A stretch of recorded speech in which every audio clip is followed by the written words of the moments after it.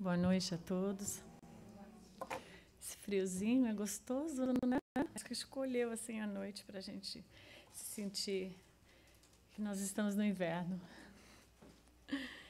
Então, hoje a gente vai falar da vontade. Essa escolha foi um capítulo do livro Pensamento e Vida, de Emmanuel, aonde nem é a primeira vez que alguém aqui dá essa palestra à vontade. Eu sei que outras pessoas acho que já até deram, mas a vontade foi tanta que eu não pude deixar de passar a minha sensibilidade em relação a esse capítulo. Então, o Emmanuel ele vai fazer uma analogia assim. Olha que legal, ele vai dizer que a gente pode comparar a mente humana, espelho vivo da consciência lúcida, a um grande escritório. Eu escolhi até um bonito, arrumado, que é como eu gosto, né? E ele vai dizer que a gente poderia dividir esse escritório em divisões como seções de serviço, em sub-áreas, né?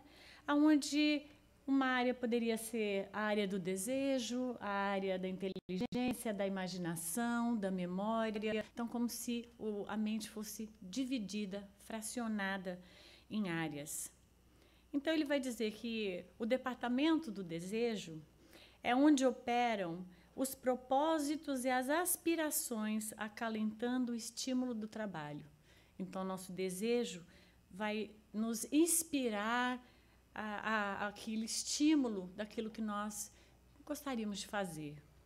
Então, ele vai dizer que o departamento da inteligência ele vai dilatando os patrimônios da evolução e da cultura. Então, a inteligência vai ganhando essa percepção, né, do que a cultura nos oferece, de como é o funcionamento. Então, quando a gente entra em contato com não só a cultura, como a educação também, vai fazendo com que a gente possa ter essa percepção do que representa até a evolução dentro da própria história na matéria, né? Aí ele vai dizer que o departamento da imaginação ele vai nos trazendo as riquezas do ideal e da sensibilidade. Através da imaginação, a gente pode ter percepções, né? Entrar em contato com algo mais sutil. Que o departamento da memória é o arquivamento de todas as experiências, o histórico daquilo, né, do resumo daquilo que a gente vive, né, que definem o que esses investimentos que a alma veio fazendo.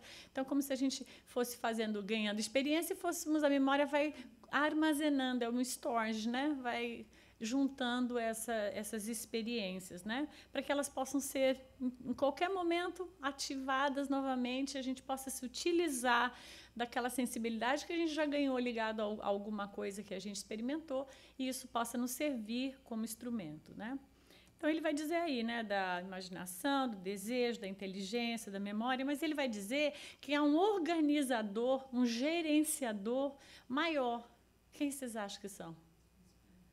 Não, a vontade. Então, ele vai dizer que a vontade, acima de todos esses departamentos, é o gabinete que está ali organizando todos esses departamentos, né? Então, ele vai dizer que a vontade é a gerência esclarecida e vigilante, governando todos os setores da ação mental, aquilo que se passa com a gente, né? Então, a gente poderia pensar assim, através vamos chamar de gatilho, né? Do gatilho da vontade, que nós iremos propor e analisar como se a gente entrasse numa viagem, né, ao mundo interior. Através desse gatilho da vontade, a gente vai poder encontrar e buscar essas respostas que nós tanto precisamos, né? Então, a vontade, eu vou fazer ele não traz essa palavra dentro desse contexto, mas eu vou fazer um paralelo, a vontade ao esforço, né? Porque, às vezes, para que a gente não confunda o que representa a vontade. Então, a vontade é o esforço. Então, quando a gente pratica o esforço, né, de conhecer, de aprofundar, de analisar, de encontrar, a gente vai encontrar respostas, soluções, né? Então, ele está dizendo, o esforço é o gerenciador do todo. Ah, meu amor, muito, muito obrigada. Então ele vai dizer: a divina providência nos concedeu a auréola luminosa que é a razão. Então a razão, depois de toda essa viagem que a gente fez, em todas essas fases do nosso processo de evolução, que passamos pelo mineral, pelo vegetal, pelo animal, né? No animal ganhamos o instinto e do instinto entramos na fase humana. Então ele vai dizer que a razão, né, a gente entende quando nós nos instrumentamos de poder ter um perispírito, ganhamos essa oportunidade, né, de termos um corpo onde poderia recepcionar uma mente, um cérebro, né? Ganhamos todo um aparelho, nos instrumentamos com o perispírito e ganhamos a possibilidade de utilizarmos a razão, o bom senso, né? E com isso a gente poder passar a fazer escolhas conscientes, né? Saindo de um processo apenas de sentirmos e disso levarmos a um instinto, e sim começarmos a utilizar a razão como um processo de escolhas conscientes. Então a gente vai ver que todas as soluções elas estão dentro de nós. A razão é um instrumento, né? Vai nos instrumentar para entrarmos em contato com quem nós somos. Então, quando a gente... Tem um S aí a mais. Quando a gente entra em contato com a razão, a gente pode ter a possibilidade de começarmos a nos autoanalisar, né? O que a gente faz, o que a gente sente, o que a gente gosta, o que a gente não gosta, o que é bom para nós, o que a gente acha que não é, o que é adequado agora, o que não é, o que é maturidade, o que não é. A gente começa a fazer todo uma sinapse aqui do que é possível, né? Dentro de um processo da razão.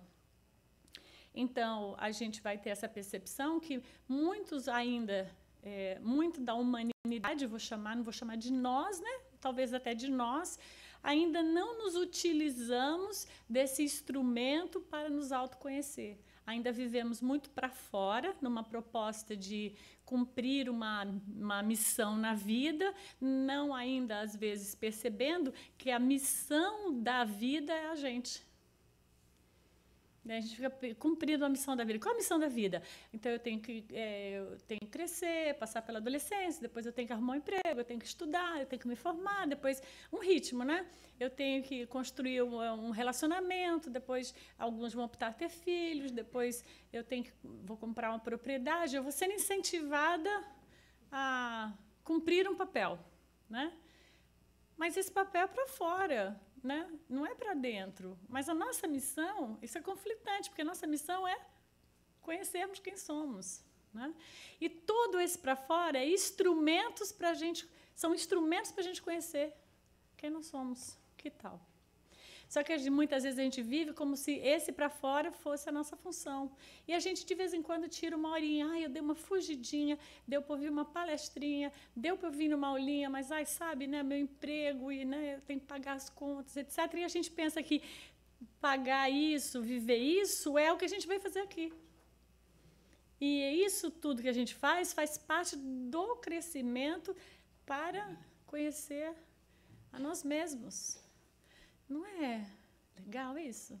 Pensar isso? Quem trouxe isso para a gente, né? O Espiritismo nos oferece essa visão. Não é o único, né? Muitas outras fontes nos oferecem essa visão, mas o Espiritismo nos oferece essa visão, né? Então, a vontade ele vai chamar... Todas eles estão cor-de-rosinha, foi o que eu escrevi. E os verdinhos... Eu trouxe do capítulo, porque nas quartas-feiras, eu criei um DIU, que as quartas-feiras, para mim, todas as vezes que eu dou palestra, são sempre ligadas aos livros de Emmanuel, para um estudo, promover um estudo dos livros de Emmanuel. Então, eu gosto sempre de fazer assim, escolher um capítulo e ir colocando o que o capítulo oferece. Então, ele vai dizer, olha que legal que ele vai chamar, ele vai dizer que a vontade é o leme. Então, o esforço... é o leme de todos os tipos de força incorporadas ao nosso conhecimento. Vocês já tinham pensado na vontade como leme? Semana não é demais? Ele tira a gente da caixinha, do caixote, ele tira a gente da tendinha, da barraca, do qualquer coisa, do prédio, ele tira, né? Ele é maravilhoso. E aí é através da vontade que nós nos posicionamos diante dos problemas que chegam à nossa frente e aí nós vamos atrás de uma solução. Então, é através dessa vontade que a gente se posiciona. Né? Eu faço isso ou não faço? Qual a escolha? Isso é melhor? Isso é correto? Isso não é correto? Eu preciso ter essa vontade. Quando a gente não tem a vontade, o que a gente faz? Nada. Espera. Fica paradinho. Fica na zona de conforto. Fica fingindo de morto. Hã? Não cresce. Toma comprimido. Não tenho preconceito de tomar comprimido, mas a gente toma uns comprimidinhos para dormir, para a gente fingir que está feliz. A gente toma uns comprimidinhos para a gente não ter que fazer isso, enfrentar. Né? Então, assim, eu estou passando um momento difícil, comprimido. Ou então a gente bebe. O que mais? Se entorpece com outros vícios. Ou a gente dorme muito, mesmo sem tomar comprimido. O que mais? Dorme, né? Então, são artifícios. Come muito. Tudo para a gente compensar, para a gente não ter que, às vezes, enfrentar a nós mesmos, a condição que a gente está vivendo. É certo, é errado, não estamos fazendo julgamento de certo e errado, nós estamos dizendo um ritmo que muitas vezes a gente faz, mas que só adia os problemas da gente, né? Então, é através da vontade que nós mudamos a direção da nossa vida. Então, quando eu me esforço, eu mudo a direção. A gente fala isso para o filho, não fala? Se você estudar, nossa, você vai ganhar um degree, aí você vai arrumar um emprego legal. Então, você está falando para o filho, através do seu esforço, da sua vontade, né, que eu estou aqui para te apoiar, para te ajudar, para te levar todo dia, te buscar todo dia. E a gente vende esse peixe para o filho, não vende? E é o peixe certo, a gente vende. Só que chega na hora da gente fazer... isso serve para o filho. Mas, às vezes, a gente não aplica. Né? Entra numa outra fase que fala, não, porque ele é jovem, ele pode fazer esforço, mas daí a gente entra em umas coisas assim, eu estou cansada, ou eu estou isso, ou estou ocupada, a gente vai criando circunstâncias, né, que vão nos deslocando desse lugar. Né? Então, a vontade, ela é uma ferramenta que nos move. Né? Então, a gente precisaria pegar ela como um tu mesmo, assim, fala, bom, agora eu estou passando isso aqui, o que eu vou pegar, o que eu vou acionar? Vontade. É ela. Né? Vou voltar lá e vou praticar um esforço. Mas eu estou querendo, mas para a gente utilizar a ferramenta, às vezes a gente não precisa estar querendo. É porque é necessário. Né? Normalmente é. Então, a vontade, ele vai dizer, é o impacto determinante. Nela, nós dispomos do botão, apertamos o botão, poderoso que decide se a gente vai fazer um movimento ou se a máquina vai entrar numa inércia. É exatamente o que a gente faz, né? Então, a gente aperta o botão ou não aperta o botão? Então, quando eu exerço o esforço e a vontade, eu aperto o botão e falo, não, eu vou tomar uma providência. Quando eu não aperto o botão, eu entro naquele estado que a gente acabou de dizer, né? No estado da inércia. Né? Eu posso ficar uma encarnação inteira na inércia? Mas não é muito tempo? Posso ficar 2? Posso ficar muitas encarnações, muitas, nessa inércia. Né? Eu chamo, às vezes, de limbo, no limbo, né? Patinando, não sabendo para onde vai. Né? E a gente pode ficar muito tempo, né? Sem saber o que fazer. Então, ele vai dizer, o cérebro é o dínamo que produz a energia mental segundo a sua capacidade de reflexão. Então, há uma diferença de indivíduo para indivíduo. Vai depender da sua capacidade. Né? E, na vontade, nós temos o controle que dirige nesse ou naquele rumo, estabelecendo causas que comandam os problemas e, automaticamente, nosso destino. Então, peraí. Então, ele está dizendo, o cérebro é o espírito? Quem? A mente é o espírito? Chama o pessoal lá do curso que estuda aqui no centro. Eles não podem participar? O cérebro é uma caixa que pertence ao corpo. A mente pertence ao espírito. Então, ele está dizendo, o cérebro ele está proporcionando, né, como um dínamo, ele está proporcionando uma circunstância, um habitat adequado à vontade. Mas, espera aí, para ele ser um dínamo, então eu tenho que alimentar bem esse corpo? Eu tenho que cuidar bem. Porque ele está interligando.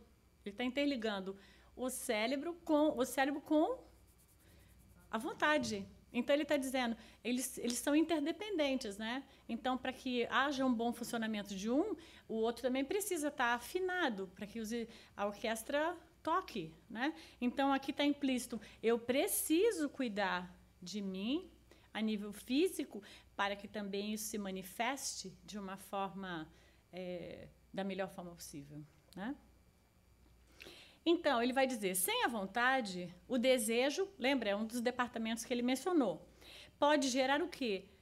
Aflitivos sofrimentos que podem durar muito tempo. Então, porque no desejo, a gente faz escolhas que, pelo amor de Deus, a gente fica depois patinando, né? Mas era só naquele minuto, só precisou de um minuto, e aquela escolha que a gente fez naquele minuto gerou um problema que, às vezes, vai demorar bastante, vai gastar muita energia, muito tempo para que a gente possa. Então, a gente, sem esse direcionamento do esforço, da vontade, só direcionado, sendo dirigido pelo desejo, aí a gente pode arrumar uns problemas.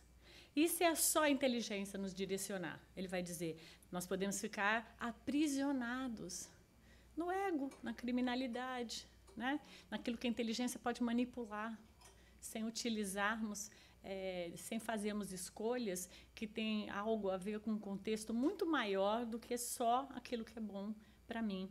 E se ele usar só a imaginação, se a gente for dirigido só pela imaginação, sem a vontade, ele vai dizer, nós podemos gerar o quê? Perigosos monstros e sombras que vão nos assombrar. Né? Porque a nossa imaginação é fértil, a gente é capaz de realmente criar muitas circunstâncias dolorosas sem existirem, não é verdade? Nós mesmos residimos na nossa tela mental, que se reflete daquilo que a gente sente, daquilo que a gente pensa, que muitas vezes elas não são reais, são apenas reflexos de dores, de circunstâncias, de ignorâncias, de coisas que a gente ainda não lidou dentro da gente, né? E a memória, ele diz, pode cair em um deplorável relaxamento em função da disfunção desse todo. Então, ele está mostrando detalhadamente, sem a vontade, sem esse esforço como sendo o gerenciador, o resto não vai bem sozinho, né? Então, sua vontade é suficientemente forte para sustentar a harmonia do espírito. E isso me conectou a um estudo que a gente fez, eu e Mauro estamos fazendo um estudo do Mundo Maior, do livro do Chico Xavier, psicografado pelo André Luiz, que no capítulo 3 ele fala da casa mental. Então, esse livro, também esse estudo sobre a casa mental, também surgiu um outro livro que chama O Cérebro Triuno, que Sérgio e Andoli, algumas pessoas juntas, escreveram já sobre um estudo desse capítulo também. Uma coisa levou a outra. Então, se vocês se interessarem por esse capítulo, leiam também o outro livro, porque é um livro muito instrutivo, muito interessante, muito profundo. Eu não sei se tem aqui já, a Carlinha até ia providenciar, mas eu tenho esse livro, o Mauro tem, é um livro maravilhoso.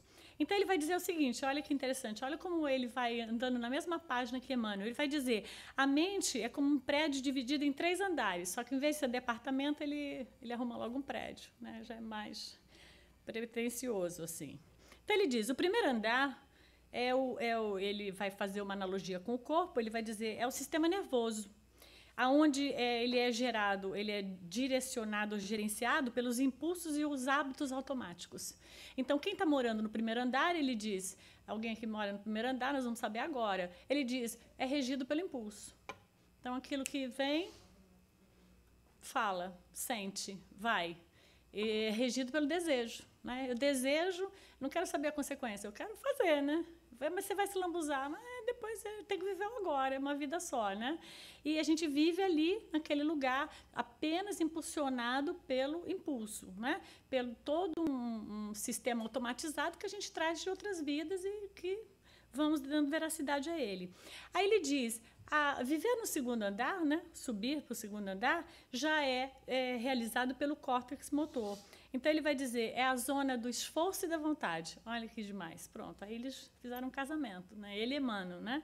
Então, ele vai dizer, é onde você pode exercer o desejo de mudar aquela primeira parte, aonde o instinto vem, a vontade, o desejo vem, mas o meu bom senso, eu ter a razão, eu ter o estudo, né? Eu ter outras ferramentas que eu fui acoplando no meio do caminho, faz com que eu possa não mais agir apenas pelo impulso. E aí ele vai dizer, o terceiro andar, o terceiro andar seria o que a gente almejaria, né? No lóbulo frontal, ele vai dizer que são as ideias e as metas superiores, a gente estar usando o esforço para que a gente possa nos coligar a algo superior, algo divino, algo que nós almejamos o tempo todo nos ligarmos. Mas o esforço é o conector entre essa parte do instinto e o mundo superior, né? O nosso eu superior também. Então, o meio é o quê? Esforço, vontade, né? Então, de novo, ele coliga isso. Então, achei muito interessante fazer essa junção. Então, o ser que se encontra em sofrimento, ele está com a vontade tomada. Mais vontade ele vai ter de seguir o caminho dele. Porque se a gente se encontra em sofrimento, a gente está com a vontade sequestrada. A gente deprime. Quando a gente entra em sofrimento, a gente deprime. A gente fica o quê? Com vontade de nada. A gente fica sem vontade de ir para lugar nenhum. Eu não quero mais caminhar, a vida não tem mais sentido. Eu estou sentindo um vazio. Perdi o propósito. Desconectei. São coisas que a gente vai usando. Eu não sei mais quem eu sou, qual o sentido da vida. Então, só que várias situações de sofrimento, elas são normalmente geradas por nós. Porque, na verdade, à medida que a gente vai passando pela vida, o objetivo da encarnação é a gente aprender para evoluir. Então, nós vamos vivendo uma série de desafios que vão nos possibilitando a gente poder evoluir. Mas não está implícito que a gente deva sofrer. A gente vai viver certas dores, vamos chamar assim, como senso de motivação. Mas o sofrimento é uma opção. A gente pode passar por algo muito doloroso, por uma perda, a gente pode passar por uma separação, a gente pode passar por uma doença, né? A gente pode passar por várias situações que elas são extremamente dolorosas, mas a forma como a gente vai passá-las não necessariamente vão gerar sofrimento, porque o sofrimento é o apego na dor. Se eu não aceito, começo a sofrer. Não, mas eu não aceito, Deus não podia ter feito isso comigo, isso não era justo, fulano era muito novo para ter ido, não devia, fulano não podia ter me deixado, eu não podia ter sido despedida, não podia. A gente começa no não aceito o que a vida está oferecendo. Quando eu não aceito, eu entro nesse estado aí de sofrimento. Quando eu entro nesse estado de sofrimento e ele é contínuo, as coisas vão perdendo um pouco sentido, porque as coisas não são como eu quero. Não é uma armadilha? A gente não cai nessa armadilha muitas vezes? Muitas vezes a gente cai nessa armadilha, né? Então, eu diria, pensar em se manter no caminho gerar essa vontade. Vontade do quê? De entender. Vontade de aceitar. Vontade de entender o significado. Vontade de entender o que está atrás do aprendizado, daquilo que me incomoda. Porque se está me incomodando, é algo meu. Mas a gente faz o quê quando a gente é incomodado? A gente culpa o outro. Parabéns. Porque o outro fez, o outro me incomodou, o outro errou, o outro não está sendo legal, o outro. Porque eu não tenho que olhar para dentro. Não preciso me responsabilizar por aquilo que está me incomodando. E, normalmente, o que me incomoda sempre vai ter uma parte que é minha. Claro que o outro pode estar realmente fazendo alguma coisa fora daquele contexto, mas se eu estou sendo incomodada e eu estou tendo essa percepção, é porque tem uma parte minha que precisa de um olhar, de um acolhimento para que eu possa sair daquela dor, né? Se não, se eu não quiser sair daquela dor, ela vai gerar um sofrimento. E aí é nada mais natural, gente, que todo mundo diga, eu estou no vazio, eu estou nisso, você já pode ler, ele está sofrendo. Então é super normal, tem que sentir vazio mesmo, porque quem sofre sente vazio. Faz parte. Porque quando a pessoa fala, ai, olha, eu estou sentindo muito vazio. Não, você está sofrendo o quê? É a próxima pergunta, porque é muito natural, né? Então, quando nós oramos, olha que efeito fantástico que é a oração. Nós somos como um dínamo, realizando uma transfusão de energia, de fluidos, que através da nossa vontade e pensamento, o outro que está desanimado, que está no vazio, que está sofrendo, né? O outro ele pode passar a ter um ato de vontade com aquela vontade toda que nós estamos emanando através da oração, né? Nós estamos vibrando por ele. Ele pode passar a ter vontade, ele se mexe, aí ele vai buscar um profissional, ele vai buscar uma ajuda espiritual, ele vai buscar uma estrutura para que ele possa se mover dentro daquele ato dele. Então, olha como é interessante. Então você quer dizer, Rosana, que a gente pode, então, nós ajudarmos o outro a ter vontade? Sim, totalmente. Então, quando a gente ora, o que nós estamos fazendo é isso, emanando para o outro. A gente chama, às vezes, de coragem. A gente não fala assim, olha, eu estou orando para você ter vontade. A gente fala mais assim, para você ter coragem, para você passar. Mas, na verdade, o que nós estamos gerando nele é mandando um boost, um gás, dando nele aquele negócio que faz quando o carro, a bateria morre, né? Para ele, opa, deixa eu ter vontade de me mexer. Então, nós podemos ajudar o próximo? Sim. Nós temos energia para isso? Sim.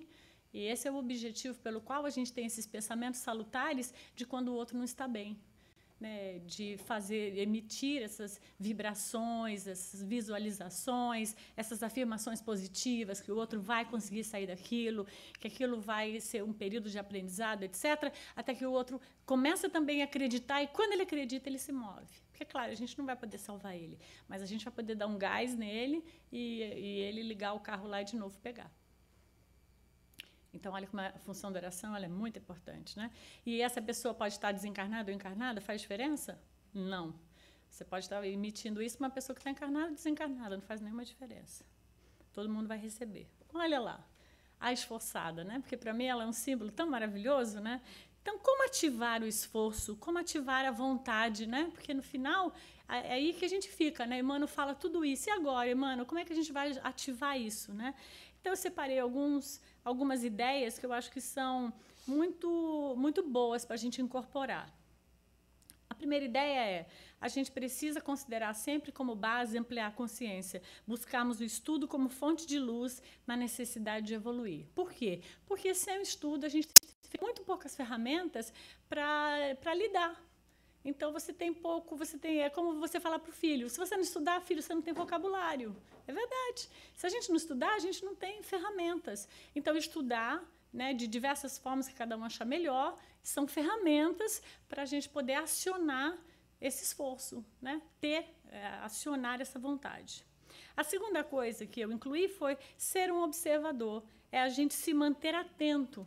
Né? É o orai e vigiai lá, ou vigiai e orai que Jesus menciona, né? Para a gente fazer o quê? Observar as escolhas que a gente faz, porque muitas vezes a gente se liga no piloto automático e sai fazendo. Né? Às vezes a gente age e depois ainda tem que ficar ligando pedindo desculpa, porque a gente nem consegue controlar aquilo que a gente fala para os outros, e quando a gente percebe, a gente já fez uma série de coisas que fizeram uma série de estragos e a gente começa a entrar num estado de sofrimento. Então, a gente ser um observador, nos observarmos no presente, ficarmos atentos, não ligarmos o piloto automático, vai proporcionar como resultado o equilíbrio ou o desequilíbrio, né? Se eu me observo e começo a prestar atenção nas minhas escolhas e falo, peraí, deixa eu usar minha vontade aqui, isso aqui não é bom para mim, né? Posso manter meu equilíbrio. E agora, se eu não me percebo, as coisas que eu vou escolhendo sem um filtro, isso pode me desequilibrar. Então, isso é uma das coisas que seria muito importante para que a gente direcione essa vontade, né? A outra coisa é como eu gasto a energia, né? O gasto da energia. Quais batalhas eu vou entrar? Que maledicência eu dissemino? Com o que eu permito me aborrecer, né? Então, tudo isso que a gente entra no mundo, às vezes, corporativo, na família, com os amigos, nos trabalhos, a gente vai gastando essa nossa energia produtiva para a gente fazer escolhas para a nossa vida. Então, isso vai determinar o quê? Se eu vou ficar com a minha energia, né, que tanto preciso para atuar na vida com vontade de progredir, ou se eu vou me deixar esvair, minha energia vai embora e eu fico, né, sugada, sem nenhuma possibilidade de produtividade para que eu possa, no momento certo, atuar. Por quê? Porque eu me deixei levar por tantas outras coisas que não eram importantes e fujo, saio do foco. Então, eu só consigo saber estar no foco se eu prestar atenção e começar a selecionar aonde eu vou realmente gastar minha energia, o que é importante e o que não é, que é relevante naquele momento para a minha vida. A outra coisa é a vibração. A minha vibração, ela vai determinar a moradia da minha casa mental. Porque, apesar de eu poder ter uma vontade de ser um ser atuante, por exemplo, eu não vou deixar de atrair certas companhias espirituais, certas condições vibratórias, dependendo de onde fica a minha casa mental. Então, eu posso ser muito atuante, mas o que eu faço acaba gerando uma série de problemas para mim. Por quê? Porque eu não mantenho uma certa vibração que me harmoniza para que eu mantenha o meu equilíbrio. Então, a vibração ela vai determinar a minha morada da minha casa mental. Então, se eu me associo aos pensamentos, alimentando os vícios mentais, aqueles que a gente sempre tem, que são normais, que são nossos, né? E a gente fica sempre se retroalimentando novamente deles, né? Eu vou caindo nas mesmas armadilhas que me levaram aos mesmos comportamentos e companhias espirituais que eu sempre tive, ou que eu sempre estou tendo. Né? Eu volto de novo naquele lugar e, de novo, eu me vejo fazendo as mesmas escolhas. E aí eu não consigo vibrar em uma nova sintonia que me eleve. Né? Então, a hora que eu me vigio, observo onde eu gasto minha energia e faço escolhas que são salutares para o meu desenvolvimento, eu estou sempre buscando manter e não estou me deixando envolver com situações que vão me deixar cair. Né? Ah, mas o outro fez. Sim, o outro é sempre o outro, ele vai ter direito, dentro do livre-arbítrio, de fazer as opções dele. Mas eu vou ter o direito de escolher no que é que eu vou entrar em relação àquilo que o outro está fazendo e o que eu não vou entrar, porque aquilo não vai ser bom para mim. Alguém precisa ajudar ela a entrar, que ela não está conseguindo. Ah, ela está tentando lá. Então, a vontade, ela não deve ser algo que devemos esperar ter, que um dia apareça, que vai brotar de algum lugar ou de alguém e até lá a gente não pode fazer nada. Então, a gente não poderia pensar assim, tipo, bom, eu deveria fazer isso. Quando eu tiver vontade, eu vou fazer. Quando vai ser, gente? Tem certas coisas que talvez nunca a gente vai ter vontade, porque talvez a gente nunca vai conseguir julgar como gostoso. Então, outra coisa é pensar que isso vai aparecer. Ah, então eu vou orar, eu vou entregar na mão de Deus, né? Que também é uma outra fala que às vezes a gente faz. Porque eu já não sei o que fazer, então eu entrego na mão de Deus e eu vou ver quando Ele vai resolver, Ele vai me mandar essa vontade, vai chegar de algum lugar. A gente fica esperando, né? Até olha para cima assim um pouquinho, porque fica achando que vem de algum lugar, né? Ou então ela vai brotar de alguém vai resolver, alguém vai trazer. E aí a gente fica numa dependência de praticar um esforço de quando isso me der vontade. Ah, mas eu ouvi lá, eu li no livro que eu não posso me violentar, eu não posso fazer uma coisa que eu não quero. Mas espera aí entra tudo que a gente estudou, né? Vamos falar de nós aqui. Se a gente lê o Evangelho, entendeu certos procedimentos como fonte de evolução espiritual, então a gente já sabe o caminho, né? Então, a gente sabe que mesmo não tendo vontade, porque a gente ainda não está muito apto, a gente não navega com certa naturalidade em certas coisas, mas a única forma da gente navegar um dia vai ser a gente praticar um esforço, fazer algo que a gente não tem vontade agora, mas que a gente sabe que em algum momento aquilo vai reverberar a nosso favor. Então, é como se a gente andasse, eu não sei o que tem do lado de lá, mas eu sei que tem alguma coisa. Então, vamos supor, da mesma forma como a gente olha a vida espiritual, a gente está aqui encarnado e a gente sabe que existe a vida espiritual. Eu estou andando, mas não consigo ver.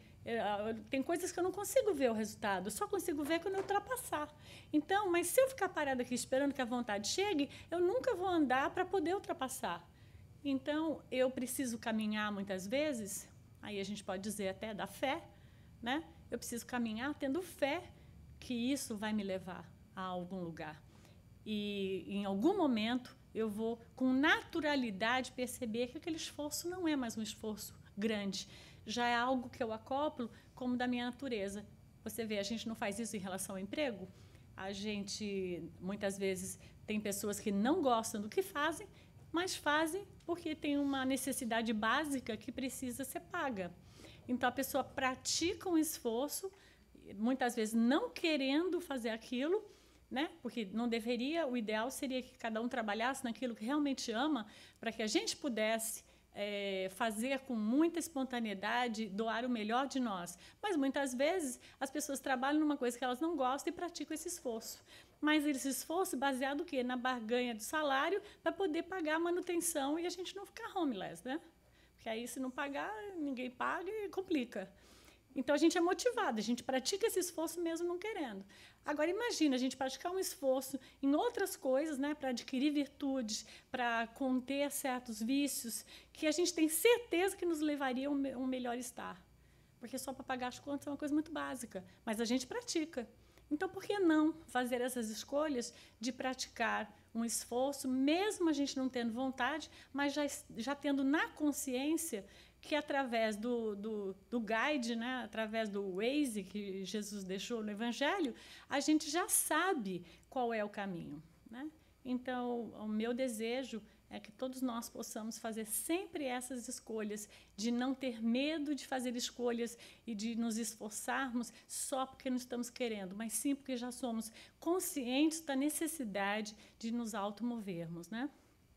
Então, a gente poderia concluir, as formiguinhas estão aí de novo, que a vontade ela pode ser exercitada, mesmo que ainda não apareça naturalmente. Ela pode ser treinada com disciplina através de uma mente consciente na diretriz do Evangelho. Então, as formiguinhas dizem, nenhum obstáculo será tão grande se tua vontade de vencer for maior. Gente, muito obrigada. Só gostaria de dividir com vocês uma frase linda de Gandhi, onde ele diz: a nossa recompensa está no esforço, não no resultado.